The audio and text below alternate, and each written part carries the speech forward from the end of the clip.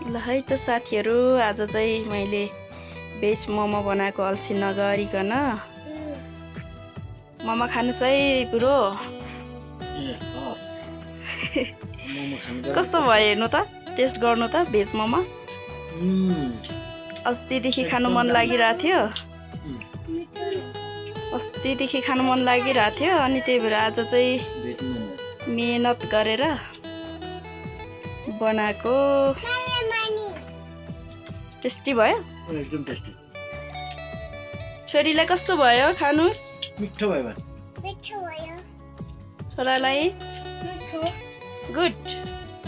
मेरो चाहिँ यहाँ छ, अनि मेरो बुढो र नानीहरू चाहिँ खाँदै हुनुहुन्छ।